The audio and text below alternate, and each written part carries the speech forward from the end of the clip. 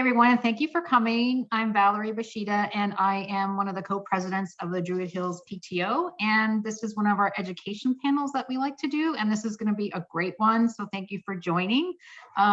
It's all about IB, and we did one last year about IB, AP, and dual enrollment. It was just too much to cover in one session, so we wanted to devote just one session this time to IB, and we'll have something coming up on AP and dual enrollment, so you can look for that at a future meeting.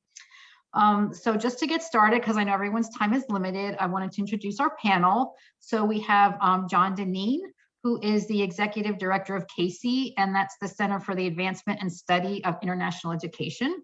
CASIE is much easier to say. And John is going to give us an overview of how IB fits into Georgia and the country. So I think that'll be really great background. And then we also have Martha Donovan, who is the District Coordinator for IB AP. And she is going to give us kind of that perspective. And then I'm sure many of you know Ann Bracewell, who is the program coordinator at Druid Hills. And she is here to answer maybe some more specific questions about Druid Hills program. And Ann also kindly, a lot of you sent in questions, really great questions, and Ann answered all of them and put her contact information on there and her shared some websites. So we will share that with everyone afterwards. So you'll have that resource as well. And just one thing, we wanted to make sure, like, if it's something specific to your child, that's probably something better to talk to Ann about directly. We will put her contact information in the chat so you can reach out to her. If it's something very like, my child is taking this course and this course and this course, that kind of thing. So we're trying to keep it a little more general for this if you can. And we'll do a mixture of the questions that you all sent in, and then you can put questions in the chat as well. So with that, we will get started with John. All righty, thank you, everybody. Before I share screens and show you some slides, I just want to say that in addition to being the executive director of CASIE, this is now my 26th year working with IB programs. I started as an IB diploma program teacher at North Atlanta High School, which is not far from y'all. And I spent a lot of time there working in the central office as well. And I was in a similar role to Martha, where I was responsible for IB, advanced placement, early college, and dual enrollment at the Atlanta Public Schools for 5 years before I came here. So my goal today, like Valerie said, is just to show you big picture how IB Georgia looks and what the landscape of IB Georgia is. So let me share screens. Can everybody see that screen? Good, I see some nodding. I'm assuming that means everybody can see. I'm gonna zoom you guys out so I can see all your faces. So this is just a little bit about the landscape of IB in Georgia. It's very general. And I do have a couple of slides because I saw some of your questions that Valerie shared. So if I have big level national data on some of the questions you asked, I have a few slides on those too. But I have no experience with Druid Hills High School and can't answer any of those questions. So this is very general, but it's sort of hopefully setting the scene for you.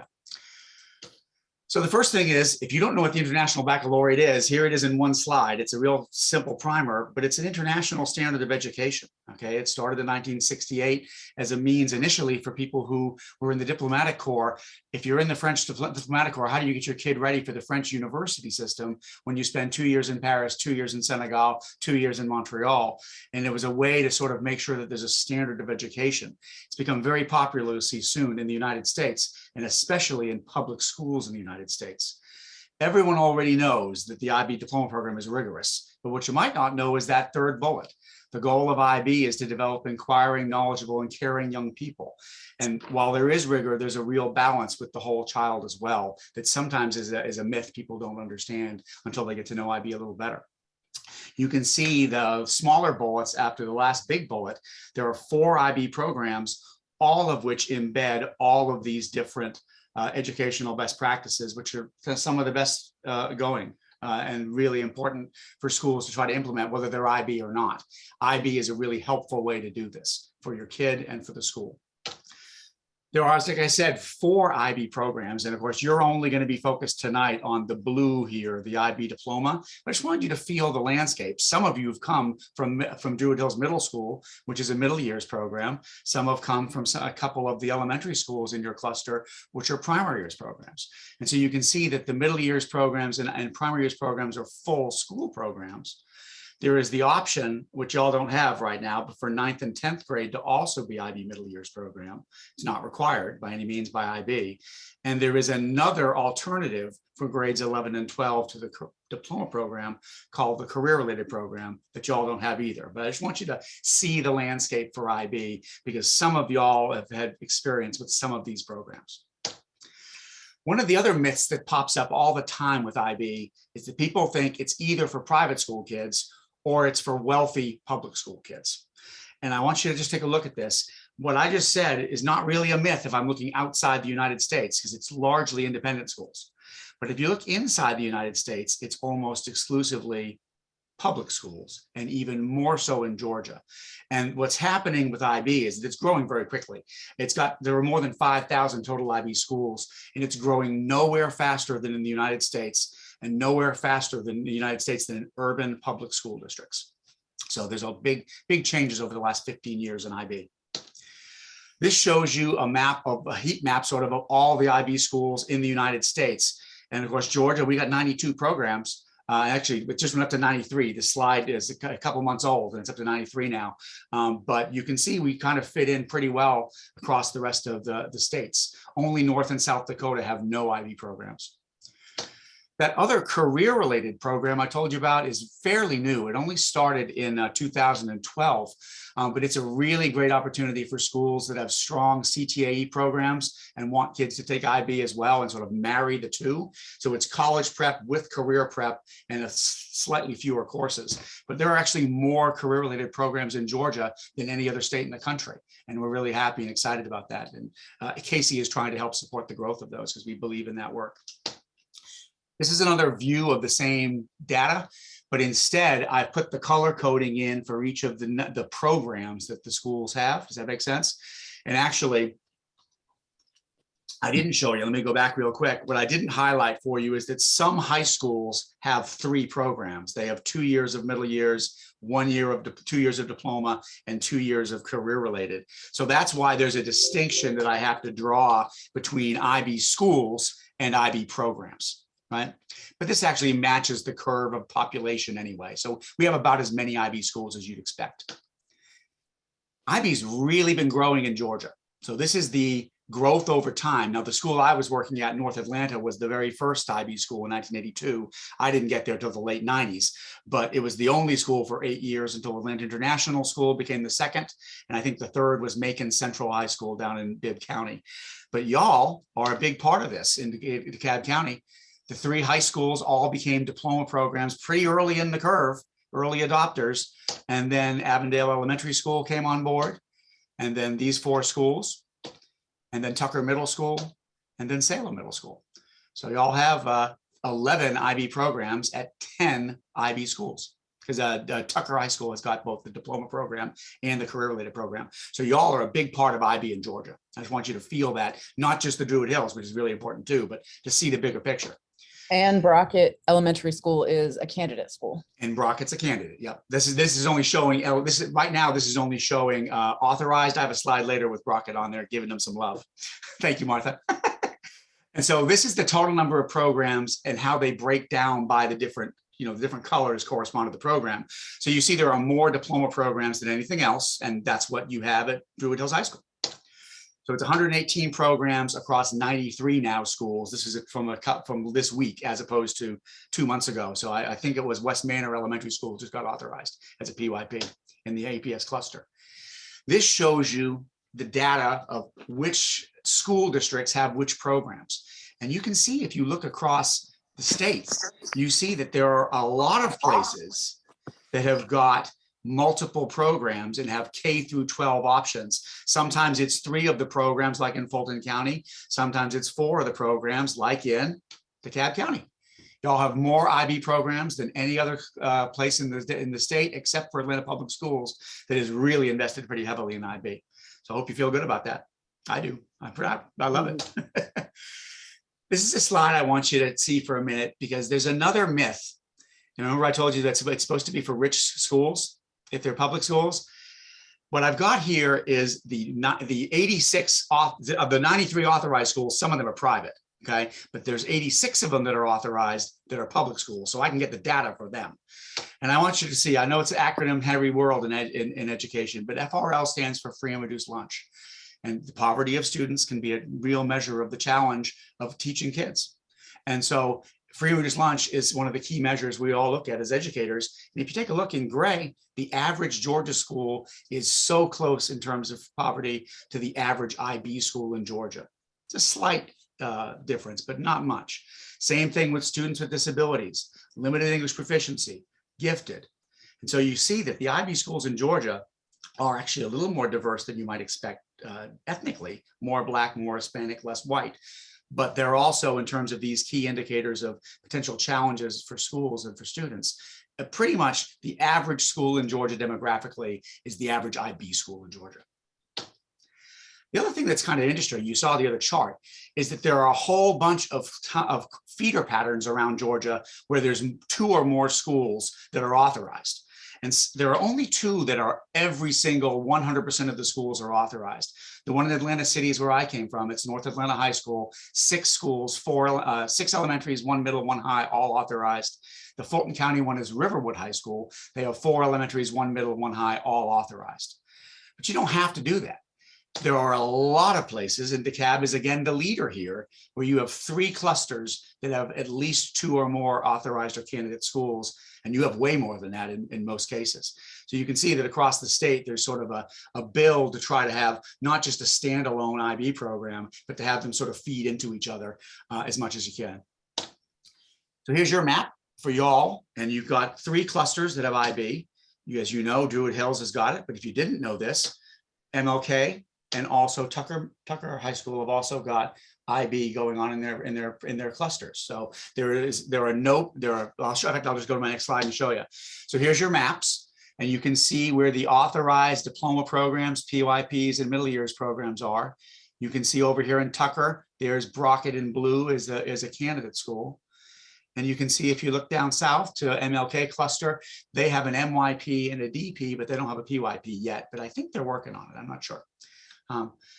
So that's it sort of for the landscape, but I did see some of your questions about sort of achievement and college acceptance and that kind of thing.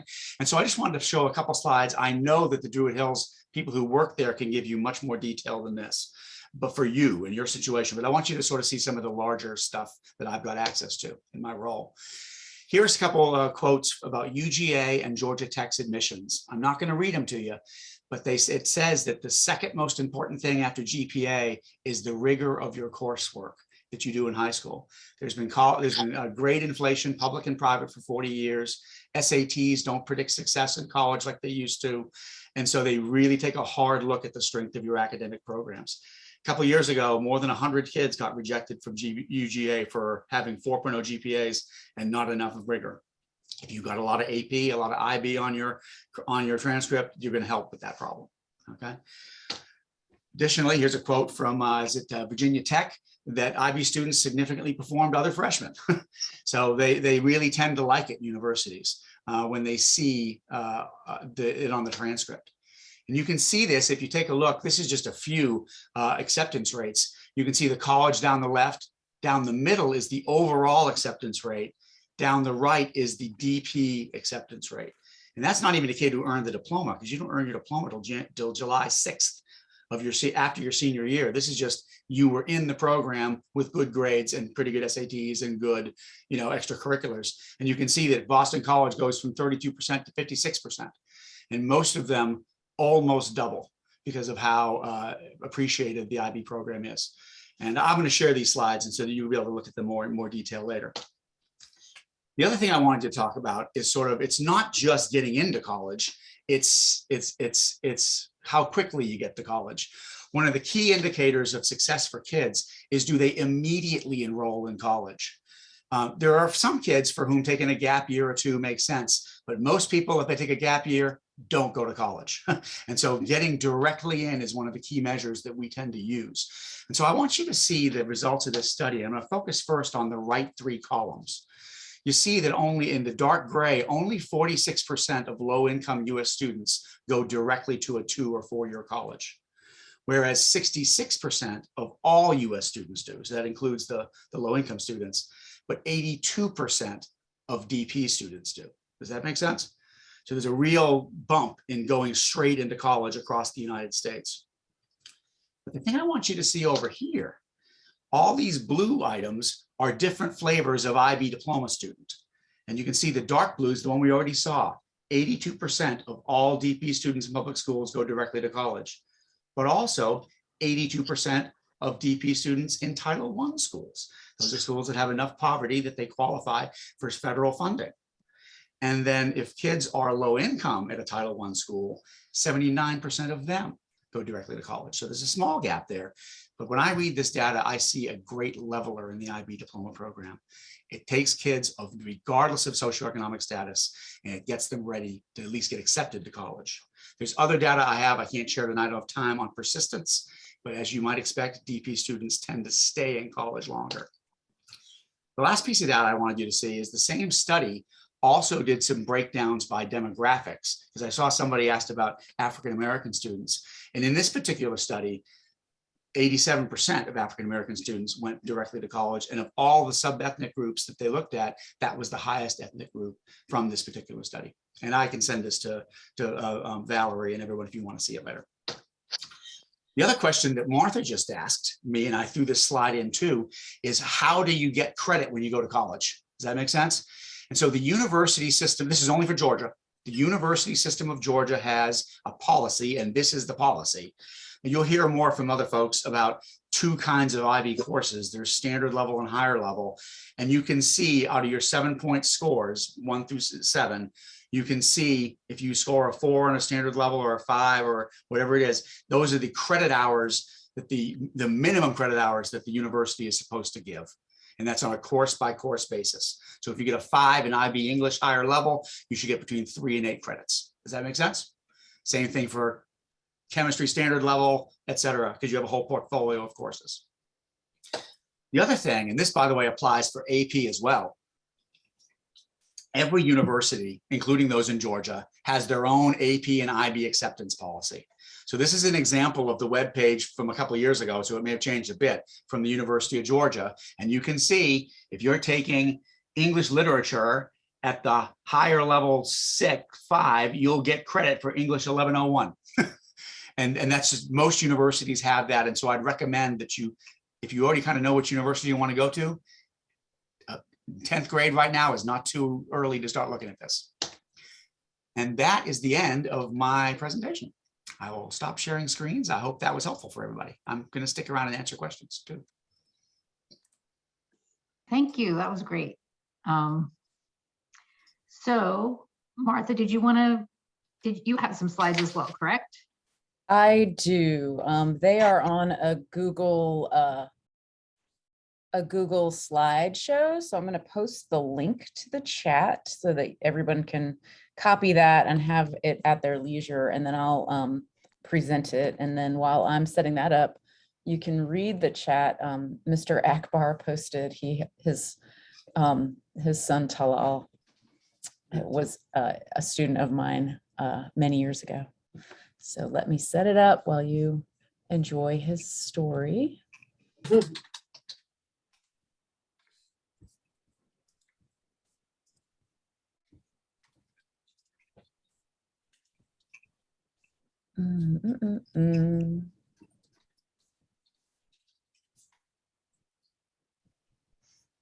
right, here we go.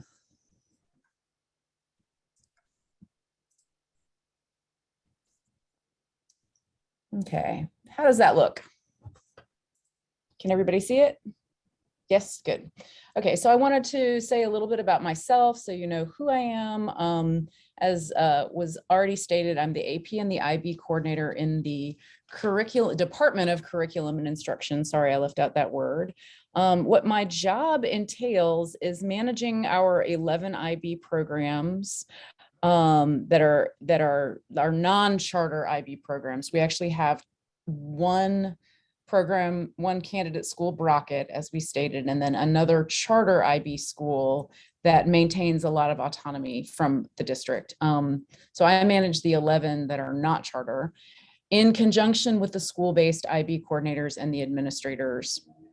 I support AP teachers with interdisciplinary content strategies, and I liaise with communities as needed. And I provide professional development for AP and IB faculty. My IB journey started at Druid Hills High School, where I served as the first IB English teacher, and then later as an IB theater teacher, and coordinated the program from 2006 to 2015. I put my contact details there if you need them. So reach out if you have questions that can't be answered by your school coordinator or administrators. You're welcome. And let's see. One thing I wanted to make clear is that in the DeKalb County School District, the IB is a part of the school choice program. This emerged as a practice in 2014-15. And at this point, all potential IB students must apply. I recommend that prospective students do apply in 8th or 9th grade. And the website there is going to be a critical piece of your process because all of the application materials are in that are at that link. Like I said, this practice didn't start until 2014, 2015. So if you have older children, you may not be familiar with the need that you apply in this way. But now it is required that all students who are interested, even if you live in the zone of Druid Hills High School, all students must have an application on file. And it's a two-step process. There's a very easy online application that you submit, and then there's a paper application that gets submitted through an email that's provided on the website. All right, so how does the IB fit into the DeKalb County School District school choice menu? We're looking specifically at the diploma program, which is the only program, well, the career program at Tucker High School and the diploma programs at Tucker, Druid Hills, and MLK are the programs that require a written application from the students. And so the PYP and the MYP programs that we also offer as school choice options do not require an application. Those programs are whole school programs. So if a student attends Avondale Elementary School, that student is an IB student. Every classroom, every teacher at PYP level has been trained to offer IB curriculum. At the middle years level in the middle schools, every student at our MYP schools is an IB student. Again, the teachers are trained and collaborate to offer IB curriculum. But at the diploma level and the career program level, the students select to complete the programs. So students have a choice to complete the regular high school curriculum or to take on the challenge of the IB. And since we're talking about Druid Hills, we'll just talk about diploma. So I believe that among our school choice programs, the diploma program is well suited for the students who are seeking a well-rounded high school program that provides some flexibility in terms of courses, but ensures a thorough program of rigor during the 11th and 12th grade. The diploma program requires 2 years of study in 7 different subjects. So the students are pretty busy during their 11th and 12th grade years, and it also includes a few elements that are called the core components of the program, community service and some research. And then one of the 7 classes is a theory of knowledge class. So the student well suited for DP is a student who is seeking this level of well-roundedness, this level of exposure to academics. Students well suited for IB should also understand that it is an international program, and as such, broad perspectives are explored in all subject areas. So for example, our IB students study history of the Americas, but it is not limited to US history. Our students study English literature and language. It includes selections by English-speaking authors and US authors, but it will also include works that are translated into English from other languages. So students should be aware of that and should ideally be interested in that. IB students should also want to work hard on the subjects that are offered. They should want to document their community involvement, conduct research, and explore what it means to learn. It doesn't mean that they need to be good at it starting in ninth or 10th or even 11th grade, but the desire to, the willingness to engage in that level of, it's kind of expansive in its scope. It's really important that students understand that going into it. I think that a lot of people wonder about IB versus AP. And in my role in the district, I do engage in both programs on a daily basis. And it's given me a good perspective on how they're both similar and different. So for our purposes, I think IB is different from AP in that IB courses are grounded in approaches to teaching and learning in all subject areas that include inquiry, student choice, and student voice. AP teachers may use these approaches, their best practices in education, but they are not required to do so. So there's an element of how kids learn in the IB that tends to be pretty enjoyable for engaged students. I think the thing that I have come to understand about IB versus AP is that the IB is built for that purpose.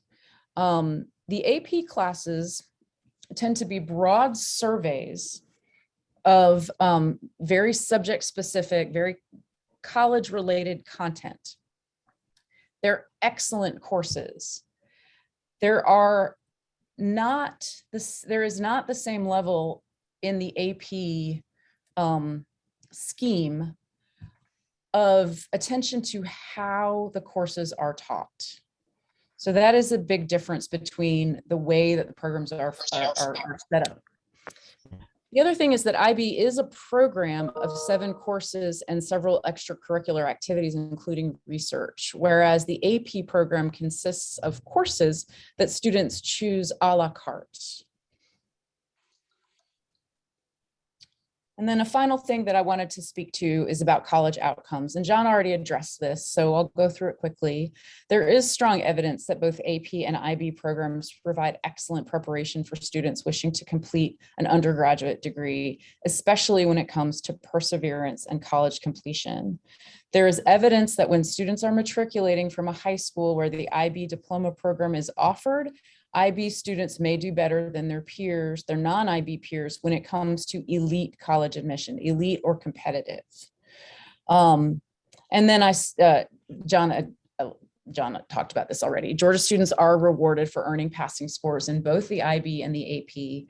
The precise awards vary somewhat from college to college across the state, although actually that might be wrong. So John should correct me if that's wrong. And credit awarding policies. They do vary. They do vary. Okay, thank you. Credit awarding policies for colleges are really easy to find out if you do a search. You just have to search IB credit policy and then the college name, and you can find out any college that your child might be interested in or that you're interested in, exploring for them. You can find out what the credit policies are. And the final slide here is some resources, some places you can just jump to. The AP does a good job. There's a search engine on the College Board website where you can put in a college name and the award policy and the credit policy will pop up. And then I provided the links for the UGA, the current UGA and Kennesaw State policies for some examples of Georgia IB awards. And then this is a piece of research that the IB produced in 2020 about post-secondary outcomes. And so it'll echo some of what John's presentation presents. It was published in 2020, so it's the most recent piece that I could find. That's all that I have for now.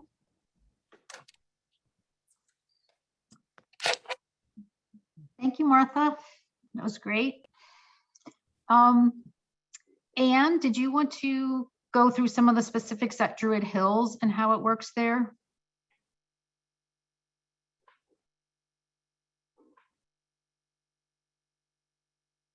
Did we lose Ann? I'm here. There she is. Okay. Sorry. I was trying to work with my iPad so that, I could, it wasn't going to work. So I've come into my office. So let me turn this camera on and, sorry, I just changed computers. There. Is that there now? All right. First off, thank you for having me. If you have not met me before, I've met a lot of you. My name is Ann Bracewell, and I'm the IB coordinator at Druid Hills High School. I have been at Druid Hills since 2015. I interviewed with Miss Donovan, Dr. Donovan there. And before that, I was an IB English teacher at Winter Park High School in Orlando, Florida. So I've been working with the IB for about 15 years now. I'm a huge fan. I'm a true believer. And I thank you, Mr. Denison and Dr. Donovan, for sharing so much of that detail about it, because I know what I typically get when I start talking these kind of meetings is a lot of questions about the particulars at Druid Hills High School. I have a presentation that some of it is repetitive, I think, at this point. I'm going to see if I can open it up. Oh, come on now. Please don't start giving me problems. Sorry, guys. Hold on. I'm having a technical issue. What just happened here? There, are we back? Okay. Okay, let me pull this up here. Come on.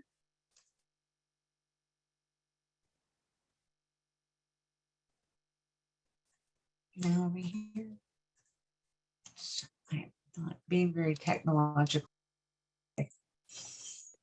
While you're doing that, we have a question.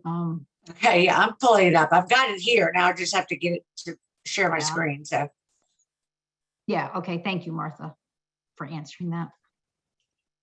what was the question? Okay, it's got the answer. Why can't I get back? Now I can't get this screen back. Oh, come on. Let me try this one more time. I can see you, but I can't seem to pull up the whole screen again. I'm in already. Hold on, can somebody talk for just a moment while I try to straighten this out? Wait, let's see. Now, is it gonna do it now? See, Okay, I think I may have it. Can y'all see this? yes. You got it. Okay, sorry about that. So this is a general presentation that I've done. And again, some of this has already been discussed in this earlier meeting. I would want to piggyback again on what Dr. Donovan said, and do remind everyone, please, that you do need to apply for the program, whether or not you are in attendance area. I would also remind you that right now, the IB program is the only option we have for out of attendance area students.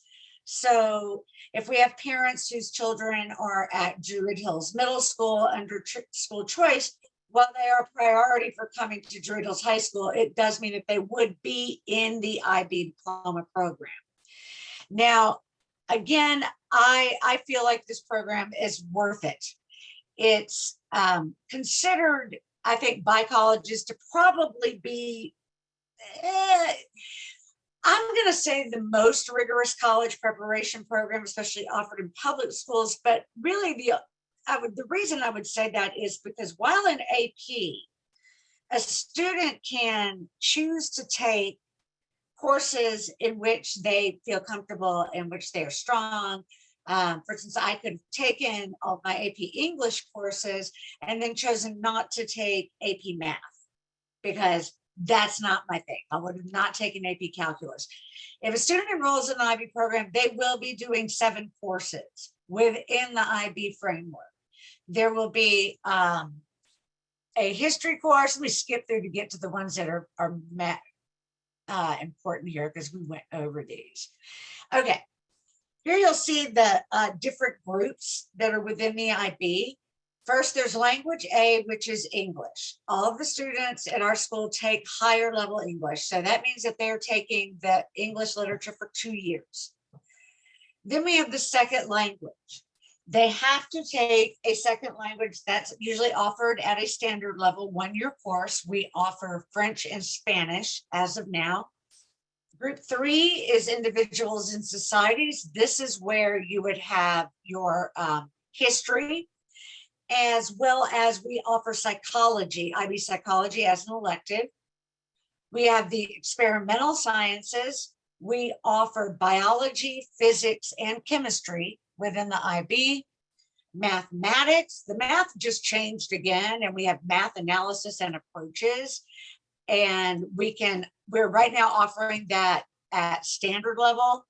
And then we have the arts. We offer theater and we offer visual arts. Now, the IB wants every student to take a course within each of these.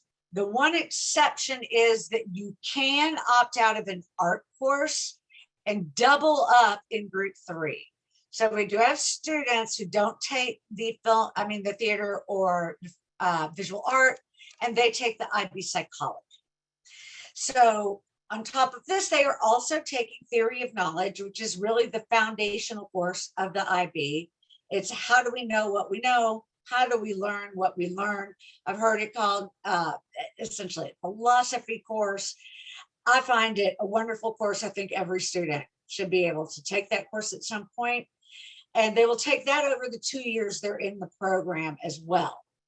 And because they're taking this full curriculum, as well as writing an extended essay, which they write over the course of the year, and committing to CAS hours, which stands for creativity, activity, and service, then they are taking this full curriculum, and it doesn't really allow them to do that kind of pick and choose that you can do with AP.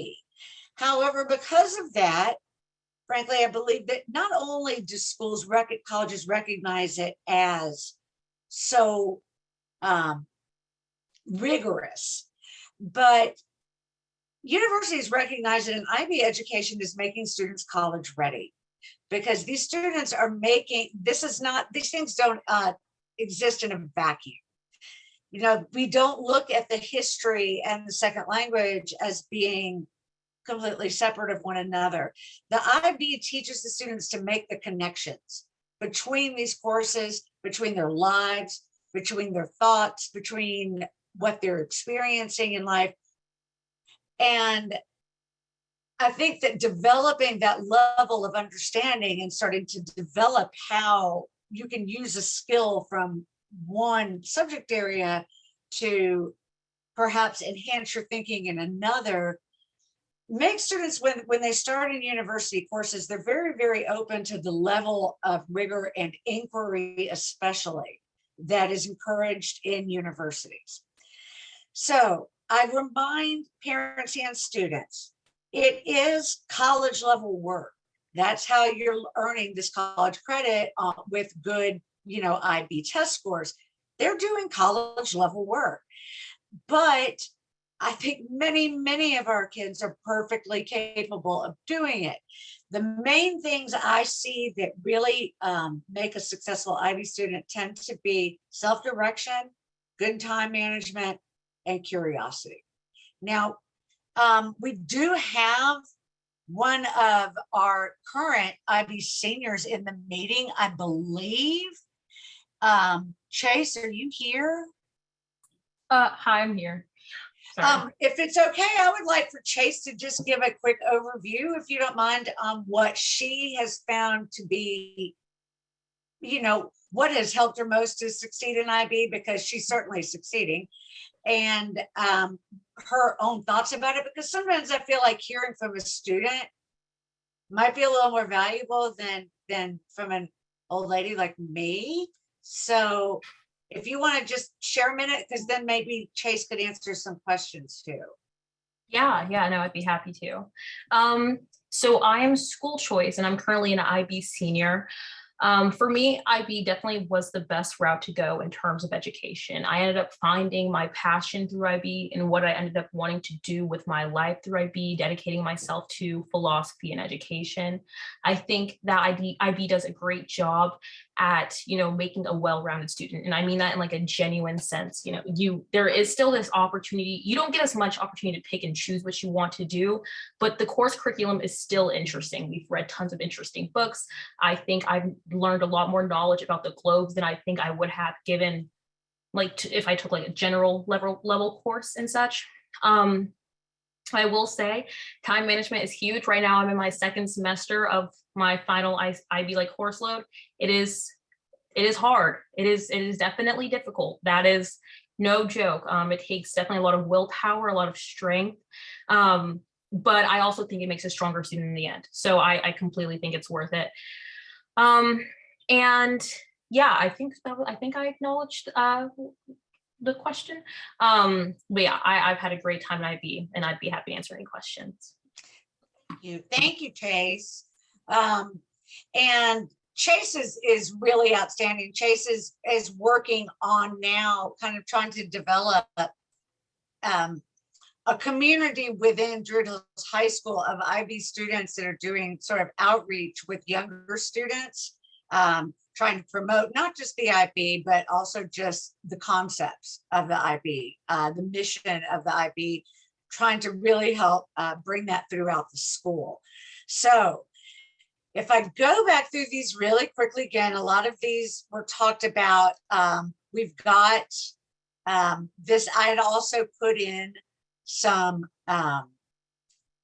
acceptance rates with different colleges and universities, what research has said about the IB, and that IB students do tend to graduate from college at higher rates. And so what 81% of IB students graduate within 6 years. And I could not find how many of 4, but when we really think about it, a lot of IB students will end up doing things like taking a year abroad. Students do things like change majors, but 81% do graduate. And then here we have just some quotes that colleges have said, admissions officers have said about the IB. And the value that they find in it. Of course, most of our kids aren't going to Harvard, but when Harvard is saying this is excellent preparation and that this success correlates well with success with Harvard, I think that what you see is that clearly, as relatively new as the IB is to the United States overall, it's very quickly become recognized as perhaps, to me at least, the best college preparation that we are offering. Now at Druid Hills in particular, so I had to type this up really fast. I thought it was on this computer and it's not. One thing that does happen at Druid Hills is we are on a block schedule. And I wanted to give you an idea of what you might see if your child is in the IB starting in grade 11. Grades 9 and 10, your students will be taking accelerated courses. We will try to have your students take some AP courses in grades 9 and 10. We will make sure that your students get through advanced algebra and 3 years of either French or Spanish so that they will be ready for the IB program.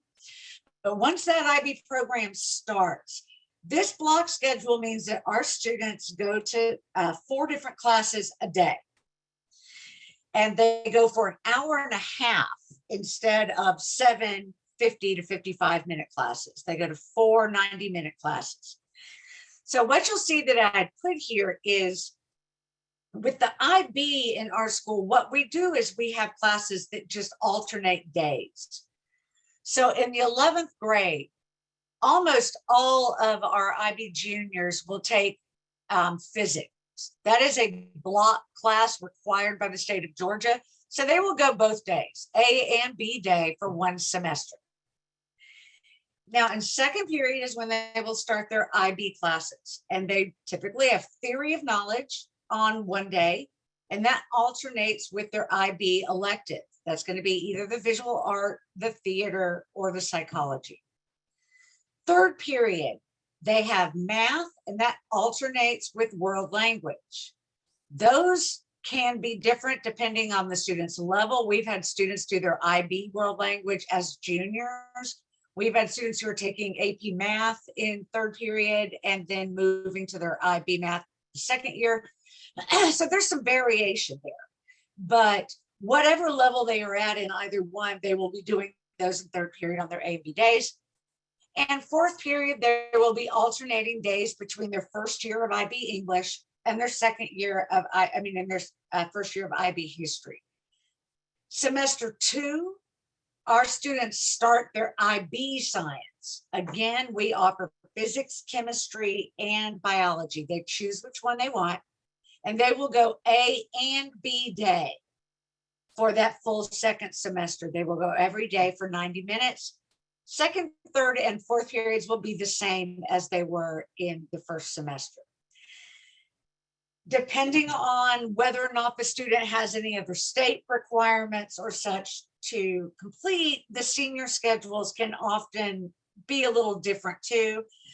We have students who complete a lot of their state requirements and do Flex Academy courses.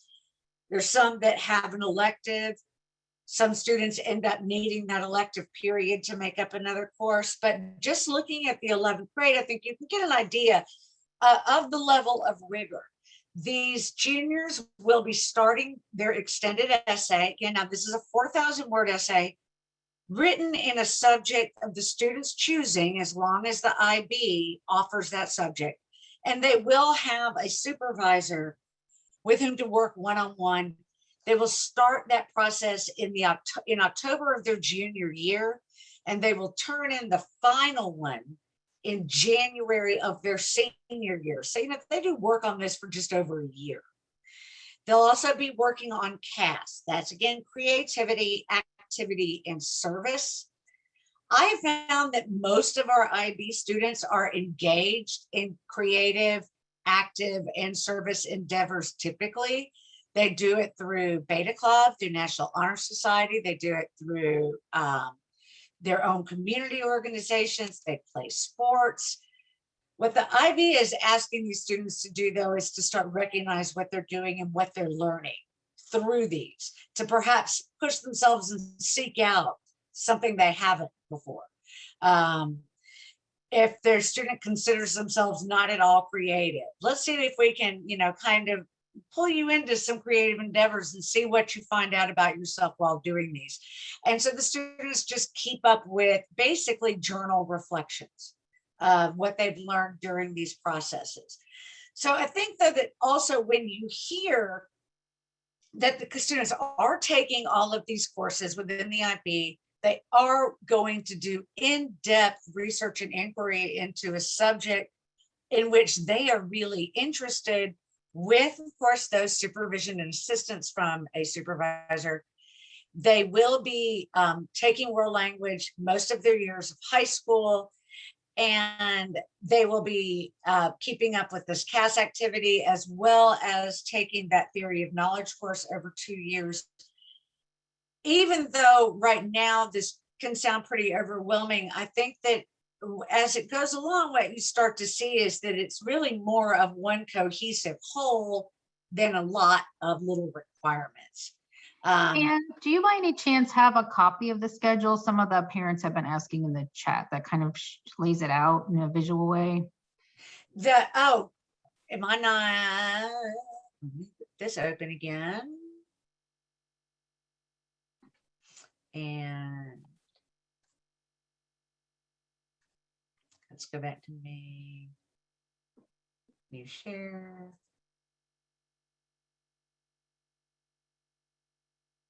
Is this one up? Yep. Okay. Thank you. Yeah, I said this, I had to type this out really quickly. But this does give you a visual of what you're looking at. And in your senior year, this fourth period is going to look the same. Your third period probably will look the same. Your IB science will be in second period, and first period, they will continue theory of knowledge. So again, once you get past junior year, you get a lot of variations in schedule, but it's a full schedule. Now, have I seen students still take AP courses? Absolutely. I've seen students go over to Fernbank after school and take an AP course. I've had students go home at night and take a dual enrollment course. That's a particular kind of student that is very, very driven. So can it be done? Yes, but that's pretty rare. However, what you see too is that students are working in college level courses for 2 years. So really, unless they're really driven to want to take on extra, which some do, that's up to the particular student. But I can tell you that in all of my years of IB, I have worked with students who have jobs. I've worked with students who go home and take care of younger siblings, who still succeed in IB and get the IB diploma. And what we need to do in those situations, of course, is to make sure that we're giving the students all of the support we can to assist them through that process. So I think those are kind of the particulars of what we've got in the IB program at Druid Hills. One thing that I could put in with a caveat is that it did change after COVID, but before COVID, and hopefully again, we've had a very strong working relationship with Emory University. Our IB students at one point were allowed to use the Emory University libraries. Right now, only Emory students can use those, but hopefully things will settle down and we will get that back. We've got a lot of students who get internships through Emory. Emory professors, departments will reach out to me and IB teachers, sometimes looking for students who might be interested in an internship. We've had students intern with the Carter Center. We've had students intern with Fernbank. So I think, the location of Druid Hills does give us a lot of advantages with the proximity to those organizations. So what I always just ask at this point, of course, is that in the document where I answered that list of questions that was submitted to me, I ended that with my contact information. And if you've got particular questions or want to talk to me about your particular student and situation, please just get in touch with me and let us set up a meeting. I will ask you to be a little patient right now. As I'm sure you'll know, it's not the easiest thing to get coverages right now. And I'm going to be covering our IB English teacher while she does IB oral exams. I'm going to be covering her classes. So I will be out of my office and in her classroom for several days, but we'll get them in there somewhere. I may not just be able to, schedule a lot of meetings back to back until those exams are completed. But rest assured that I will be happy to talk to you. Plus, once this school choice process has finished and we know, and whether or not your student is coming to Druid Hills to be in the pre-IB program, we'll do this again. Chase wants to have some meetings where she and other IB students can meet with middle school students. We'd love to do it in person. If we can't, then to do it remotely. Did you have something there, Chase? Because I see your hand up. Oh, I was sorry, it was up from previous. It was just because someone asked a question to chat that I thought I could answer, but. Okay. Yeah. Did you need to answer it? Oh, someone just asked how feasible is it to do dual enrollment while in the IB program? I've been taking dual enrollment classes since I was a junior. So basically since I started the IB program. And it's definitely possible. It's a lot of work, but I'm currently taking taking a dual enrollment math now outside of school. Yeah. And so when those come up, when we schedule the next official meeting to talk to our incoming students again about IB, I'll be letting you know. And I'll also send this information, with the PTO and with those of you, CASIE, if you want me to share it with you. And we're going to be working with the middle school to at least to set up just some kind of informational sessions with students and IB students. And Principal Taylor over at the middle school will be sending those out as well. As soon as we're hoping that maybe we can do them live, but we're going to have to wait a couple more weeks to see what happens with COVID. If it stays like this, we'll still set them up. They'll just be virtual. Okay. Are there any particular questions that anybody needs me to answer right away? I see a couple in the chat. One is asking, can you start it before 11th grade, the actual IB course? No. The IB diploma program is an 11th and 12th grade program. So those courses do not start before then. So, I mean, we had a student a few years ago who was so far ahead in math that in the 10th grade, he was taking AP calculus in the 10th grade, and then taking an IB math in the 11th grade, and then a dual enrollment class in the 12th grade because he had already gotten so far ahead. But the IB classes themselves will not start until 11th and 12th grade. Okay, and then one other thing I think would be directed to you, because I know you have to leave here in a minute. That's okay. Just some suggestions of, it looks like just having people meet people who are in the program, like can current IB students meet with 10th graders? And then can you meet with 9th and 10th graders who are pre-IB students? So just that kind of thing.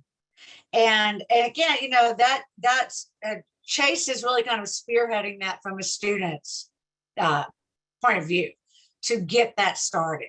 That's her CAS project this year. And we've had some get-togethers before, but Chase is going to take this and turn this into a regular kind of a setup that could continue once she graduates and goes away. It makes me sad because I'll miss her.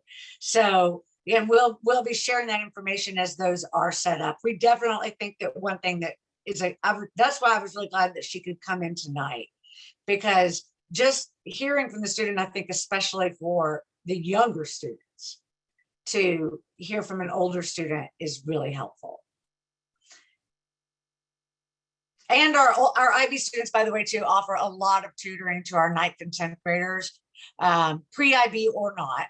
But when we've got students that are in that pre-IB that feel like they're starting to have some trouble, we will find an IB student. They're always willing to offer up tutoring, and because they know where the 9th and 10th grade students are going, they really can work to help them move in that direction.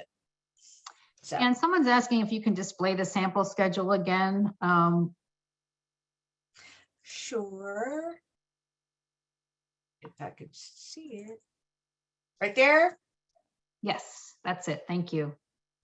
And I've got a real one at work. This looks much nicer, and it's going through 2 years, and it breaks down every possibility.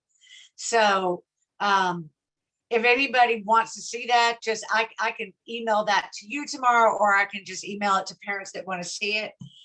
It's a little confusing to break down because it does tend to, you know, every possible class that a student could be taking in each block is in that. But I'd be happy to share it with anybody if they want to see it. Okay, that's great. I can stay a little longer if it's needed. Okay. It's okay right now. Okay. So we're still getting some questions about the schedule, but we think you took care of that we will share that with people. Let me go through the questions we had. A lot of them got answered. Oh, maybe this is a good one since this is coming up, since people do have to apply to the school choice. Do you want to remind people what the deadlines are for that? Actually, the deadline has been extended to February 11th. It was February 4th was the deadline for school choice, but there were some technical glitches with the application this year when it started. And so they have extended the deadline till February 11th. Okay. And then we just got a question, what are the required pre-IB 10th grade classes? Well, this is how kind of it worked. All of our students are required to take certain classes that are required for graduation. Every student is going to take 9th grade composition. They're going to take 10th grade world literature. They're going to take world history, whether they take it AP, Accelerate, what have you. So IB students will be taking those, all of those required courses. The main difference with IB students and any other student is that in order to take the IB courses that we offer, starting in grade 11, we need all of our IB students to have taken in grades 9 and 10, to have gotten through at least advanced algebra and at least French or Spanish 3, because they'll do French or Spanish 4 as junior, and they will do start their IB math or AP calculus in the 11th grade. And the advanced algebra, it's a graduation requirement that was the only way we could find to get that in and have the students IB ready for the world language.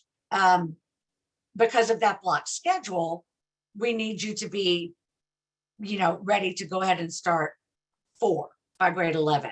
That's also why we want to know who these students are in grade 9. And that's why I also ask any parent who is interested in IB for their student to please apply. If you change your mind, you can change your mind. If you change your mind, I ask you to please let us know so that we can open that seat up for another student. But if we know in the 9th grade that you are on that IB track, between myself and counseling, we will make sure that the student is getting all of the classes they need. And but because the IB requirements differ some from graduation requirements, if we don't know, or if you change your mind at the last minute and decide I want to do IB, could end up with a summer school class, something that none of the students want to have to deal with. But otherwise, those are the 2 requirements for being in IB before grade 11. Okay, someone asked if you can take band while you're in IB. Right now, that's a little difficult. We have students that do it in 9th and 10th grade. We've had students that have been able to continue in 12th grade because they've gotten through their courses and had an elective. Where they could stay in. 11th grade tends to be pretty tough. It's something I would love for us to be able to completely address. It's something that we kind of have to address, individually, depending on where that student stands, because sometimes we can make it work. Other times we can't. It depends on the particulars of what classes the student needs, honestly.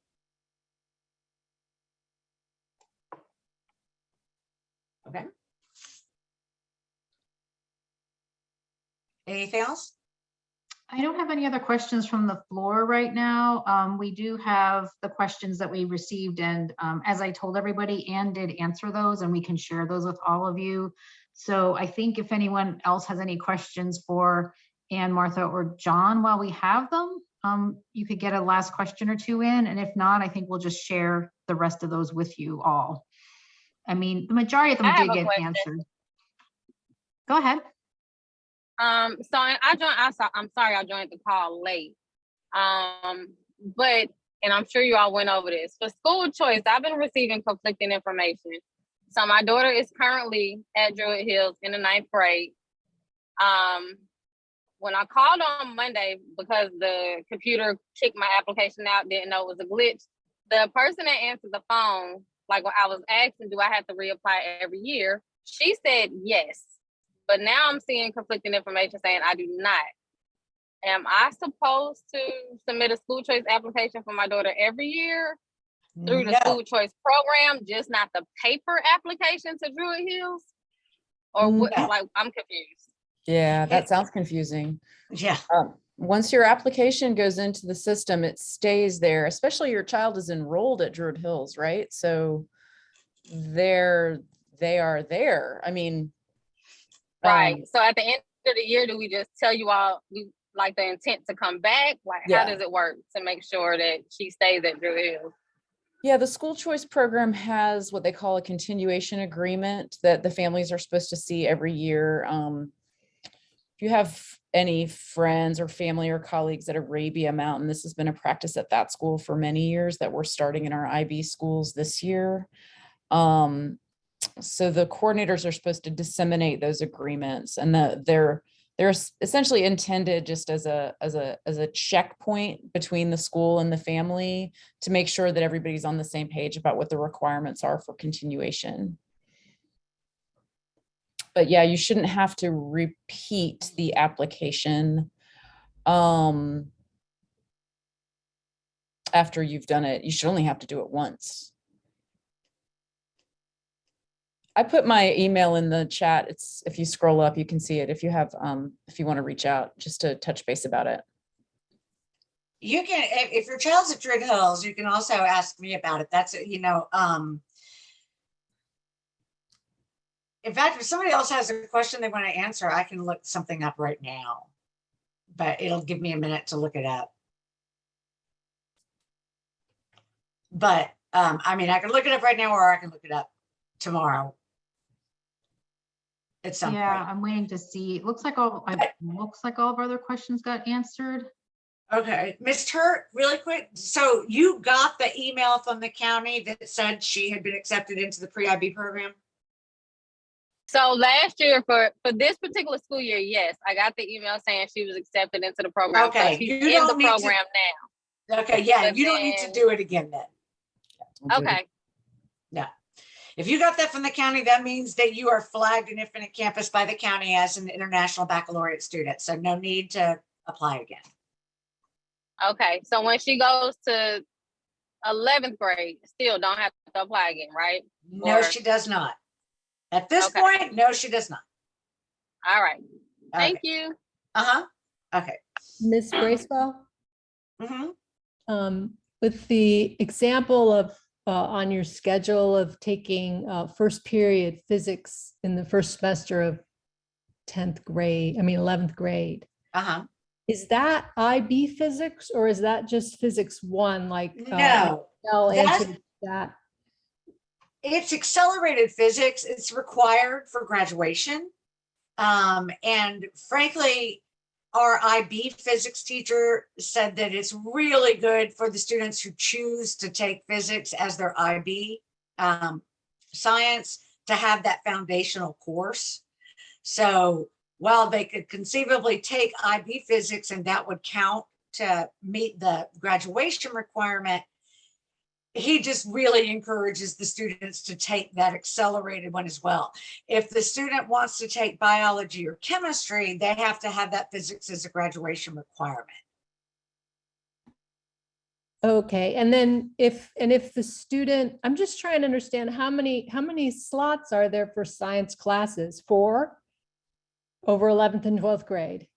So the student's going to take 4 science courses? No, they're going to take their physics in that first semester of junior year, and in the second semester of their junior year, as well as through their senior year, they'll be taking one IB science, either physics, biology, or chemistry, which one they prefer. They will only take that one additional. But again, they've got to have a physics class to graduate. Okay, and what do they do with those? And then, so if they only want to take those 2 science courses, the physics one to graduate, and then another IB science, what's happening in first semester the rest of the time? Is there a designated thing or is there flexibility then? I think that it might be helpful to point Yeah. out that this is an IB translation issue. When we say that they have to take a course in IB, it's a 2-year course. So it's not us, like right now, if your child is say in 9th or 10th grade, they might take IB English, not IB English, 9th grade English literature composition is a 1 semester course, and they get 1 credit and it's done. The IB courses are 2-year courses. So we're saying they're taking one science course, but that actually takes upwards of 3 semesters to do it. So it's a big course. It's got many Okay, so if hours. somebody chooses IB to take, they take physics 1 or whatever it is in their first semester of 11th grade, and then they say, I'm loving physics, I'm going to do IB physics, then that takes up the 3 more semesters. Mhm. Okay, thank you so much. That Yes, clarified a it lot. takes up a lot of time because they're getting actually 2 or more credits for it on the Georgia transcript, but it's considered a 2-year, it's considered 1 2-year course. So apologies for that being confusing. And how does, can you give me the corollary in math for that? When does she Math? take calculus? There are a lot of corollaries in math. That would be kind of difficult to do because there are different levels of math offered within the IB. And we have students that take the bare minimum. We have students that go past that. And so it really, there are a lot of, and because the state requirements, we don't run into that issue with the math typically, except to make sure that they get that advanced algebra. I would have to talk to you about math opportunities on a case-by-case basis, because Thank you. there are a lot of kind of ways that those end up getting worked out. Okay, and we have a question that came in. Can you take most but not all IB classes? For example, could you take non-IB AP science, like just regular physics, and other IB English, history, language, etc.? Do you have to commit to all of the IB classes? As of now, you do have to commit to the full IB program. This is what we offer at Druid Hills High School. It's partially too because, noting that we're not a very large school. And right now our IB classes tend to be pretty full with students who are pursuing the full diploma. So, in essence, we wouldn't really even have the space in the classes for students that weren't also pursuing that full diploma. At this point, the district is offering AP classes for students who want to expose themselves to some, but not a complete full day of rigor every day, and the IB program. You may hear in other schools and other districts where students have the opportunity to pick and choose from courses in both programs, but DeKalb is not offering that at this point. Thank you. Okay. Okay, All right. looks like that's it for our questions. So thank you everyone for attending, and thank you to our panelists and to Chase for joining. That was really helpful. Appreciate that very much. And you'll be getting a survey, so let us know what you like, didn't like, what other topics you'd like us to cover going forward, and we will try and do what we can. So thank you everyone, really appreciate it. Thank you. Yeah, good night, everybody. Good night. Good night. Like, Good night.